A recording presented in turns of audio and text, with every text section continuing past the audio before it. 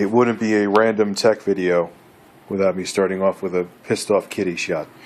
And baby kitty has been doing Review Tech USA's videos since he was like the size of his whole body was the size of his head now. But he's an antisocial bastard. But I still love you, right, baby kitty? Yes, I do. Anyway, I got nerd porn for you. Richard Review Tech USA.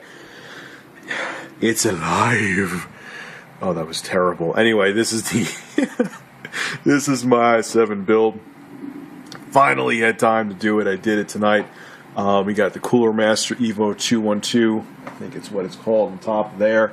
Got my GTX 570 by EVGA. Love that card. It's starting to show its age a little bit, but still a fantastic card. You can max still everything out, 1080p max settings, and get way over 30 frames per second, which I know to PC elitists is blasphemy. Everything needs to be like, 2 bajillion frames per second with everything maxed out, but, I'm not in that camp. PC elitists piss me off. It's funny, I put up a video showing the inside of my rig, and people are complaining, oh, you did that wrong, you did this wrong, you did that wrong. It works. I don't go, when people put videos up and pictures up of their rigs, I don't say, oh, you did this wrong, you did that wrong. Like, that's one thing I hate about the PC gaming community, man, is that everyone has a redwood shoved so far up their asses. They're so uptight and they feel so superior than anyone else in the gaming community. It's just ridiculous. And this is coming from a guy who enjoys PC gaming. But anyway, that's a rant. I didn't even expect to say that stuff, but it's true. I hate to say it. I'm not saying everyone in the PC gaming community is like that, but there's a lot of you. So that's my rig, Gigabyte motherboard. I don't know the Gigabyte Z77-DS3H motherboard. Is what I got in there right now. It was kind of like a mid-range-ish, lower-end mid-range-ish motherboard. It has USB 3.0 on it, USB 3.0 headers. I could do SLI in this motherboard, I believe. I'm not an SLI guy, so I can give a flying crap if I can or not. But I think, excuse me, I think the capability is there. Not going to put an optical drive in it. It's the year 2013. I don't really use optical medium anymore. And if I do, which for instance, I had to use it for a second tonight, I have an external drive. This is Ghetto and Hood. It's a DVD external drive from 2003. But 99% of the time, I don't use physical media anymore. I use thumb drives and digital distribution. So I don't really care about having an optical drive. Ran a benchmark of Batman Arkham City. Everything maxed out, full tilt. No, two things aren't. I had physics at normal. Because unless you have a separate NVIDIA card solely dedicated to physics, you can't really max out physics. And I had anti-aliasing off. And if you compare it to my budget rig, which I actually had at the same setting, surprisingly. The only difference is with the budget rig where I have the video. I'll have a video link below in the description, or I'll have it as a video response. That was a AMD card. Now, AMD cards can't utilize physics, unless you do some modding or whatever, not physical modding, but software, which I don't even know if you can do that anymore. So it's kind of an uneven comparison. And who knows, too, on top of it, games are more GPU-based. Maybe if I threw this 570 in that AMD rig, the AMD Phenom 2970 rig, instead of the 6770 I had in there, maybe I would have gotten like 59, 60 frames per second as an average. But with my Intel Core i7 3770K and the GTX 570, everything maxed out except for physics, which was at normal, and anti-aliasing, which was at none. I turned anti-aliasing off. I got 61 frames per second, which, again, not mind-blowing, but when that's not a top-of-the-line card. It's a mid-range average card. But again, I went over to Intel, and for video editing, honestly, I got to say, my AMD rig for gaming was awesome. So before you jump over to the Intel bandwagon like I did, if you're just gaming and you're not doing video editing and other stuff like that, and more multimedia-intensive stuff, and you just want to, play Far Cry 3. Maybe sticking to what you got now and just upgrading your video card may be the thing to do. So before you spend your money, think about that. So, yeah, the rig is Frankenstein right now. I just want to make sure everything worked. I updated all the drivers, made sure everything was nice and stable. This case sucks. I do not like this case. I bought an Antec Design. Gotta walk over to it. Gotta love these off-the-cuff videos.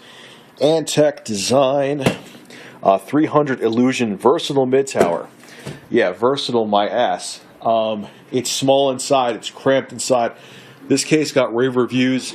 I think, you know what I'm going to start doing? Everything that gets good reviews, I'm not going to buy, and everything that gets shit reviews, I'm going to buy.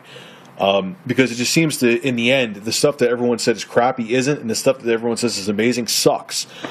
This case sucks. I don't like the way the hard drives are set up. They're set up horizontally. I wish they were vertical. It's cramped inside. A bunch of the screws they gave were the wrong screws. Good thing, you know, I have a father who's basically Radio Shack. I got screws from him. Just everything about this just sucks. I don't like this case at all. Don't buy the case. It's just a terrible case. For some reason, this case gets recommended a lot. Stay away from it. Honestly, you know, it was funny. My old case would have been better off for this rig. I mean, that case is a little long in the tooth. Some of the plastic's a little loose on it, but thinking back now, the case was fine. I should have just used that damn case. But anyway, speaking of my old rig, no, I did not take any kind of, you know, stimulants tonight. You got to remember, I'm a night guy. So this is like 2 o'clock in the afternoon to me. That's my new rig. That's my main rig. I'm going to get a modular power supply because I can't take the octopus. It looks like it's attacking my motherboard. That's going to come in a couple weeks. Now let's go over to my other rig, which I was going to say farewell to, but now that I have my own apartment again with a living room, this is going to become my multimedia computer. Now, some stories I got to explain in here. That's a new 80 plus certified, 600 watt power supply. I bought that for this rig, and I have a video card coming. I have the same video card I had in that budget rig I built and made a video about, the R6770 MSI video card. I bought that again. If you want that card, it was discontinued for a while, a lot of people told me. But I think what happened is, you know, it's funny, the first time I bought that card, it came from New Jersey. I got it the next day from Newegg. Now, for some reason, I ordered it again because I saw it was back up on, you know, it was available again for this rig, and it was coming from California. So what I think would happen is, I think the card actually is discontinued, but they probably had some back stock in their LA warehouses, Newegg, and it's back in stock. If I remember, I'll have a link below in the description. If you want the card, it is an amazing card. Check out my budget gaming rig video that I'll have as a video response. You can see how well that card for $79 performed. Awesome card. I can't wait to get it. But anyway, you're probably thinking, Rich, you have looks like a sick video card in there right now. No, I don't. This video card, this is a palette, GTX 560 Ti. Now, what happened to this video card, I can explain to you. First of all, it sucked from when I got it out of the box. Okay, this is a factory overclock video card. In some reason, back in 2011, like the big DirectX 11 games, Battlefield 3 and Crysis 2, did not like this card, any kind of card, factory overclocked or user overclocked. As a matter of fact, when Battlefield 3 came out, they had a big notice right up on EA saying, if you have an overclocked video card, albeit factory or user overclocked, put it to its normal, like whatever video card you had, find out its normal specs on the internet, and downclock it to what it's, you know, what the RAM and graphics chip are supposed to be clocked at. They don't care if it was overclocked. So this card had a lot of problems with any games that were very sensitive to being overclocked. Why the clock speed of your RAM and GPU matter is beyond me with the game, but some of the games didn't like it. So this card was very unstable to begin with. And here's what happened. So I got the NVIDIA tool that allows you to downclock or overclock your card. So I downclocked the card. Did not touch fan settings at all. The software must have got corrupted. What the software was doing was told my fans, the NVIDIA tool software told my fans on this palette GeForce 560 Ti, told the fans not to spin up at all. The fans didn't move.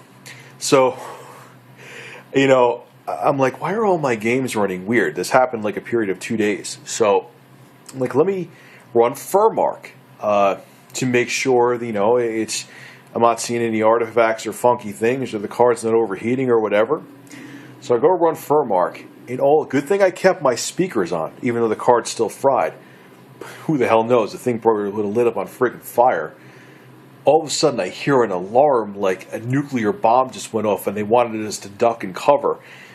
Formark has an alarm built into it that blares if your card's overheating.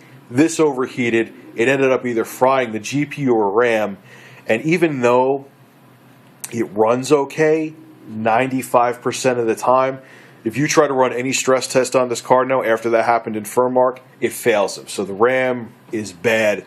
I'm sure it's a ball grid array, solder job, and something probably went loose because it got so hot. But I'm just having this in here right now to set up this rig and have it as a test rig. So, it'll work. It'll power on. I need to install Windows on this one. So I'll just use it until I have the R6770 coming. That should be here like Monday or Tuesday. So this will be a stopgap until in between them. Luckily, too, I actually had 8 gigs of G-Skill RAM hanging around. I never sold that, which is sweet. So I plopped that in here. The 1045T is still right there. And this is funny. This is actually me being a dumbass. I forgot.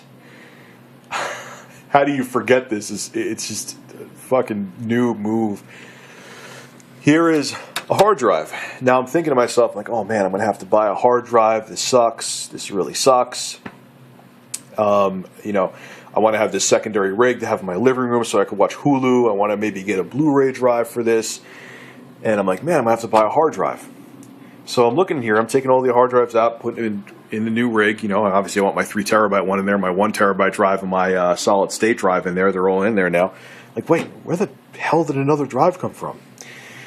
What I forgot that a while back I did buy a 750 gigabyte drive, and like a dumbass, what I did, when Windows sometimes, if you have multiple drives, it doesn't assign the drive a letter, so you have to go into disk management and assign the drive a letter, because if you don't, Windows won't recognize the drive.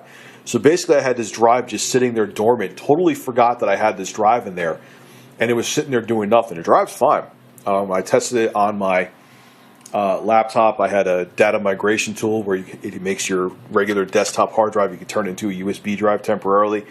Works perfect. So I have almost a terabyte of storage. All right, 250 gigabytes shy, plus when you format it's even less than that. But it's a lot of storage that I didn't even realize I had. So it's like an Easter egg I found in my old system. So this is going to be a great system. I'm excited to get that 6770. It's going to be a great home theater and budget gaming system. I love the 1045T. I think it's a fantastic processor for the price. I think they're still selling it. If you're looking to get into just even building a budget machine that's just good for like home theater or multimedia, you could find this processor if you look around, brand spanking new for $99. I can't recommend it enough. But anyway, there's my 2, budget. Well, this is the budget. That one is half budget. It's powerhouse / budget, but this one is a budget gaming rig. These are my 2 PC rigs. Just thought I would do an off-the-cuff video, and damn, I was talking nonstop for 15 minutes, close to 15 minutes. Wow. So I'm going to clean up this disastrous mess that I made, and there are my 2 computers. They're going to be very sweet in my apartment, and I hope that video editing is a lot better on that Core i7, because if it's not, I'm going to be pissed off that I bought it. Anyway, Rich of Review Tech USA, time for me to shut up. Have a good one.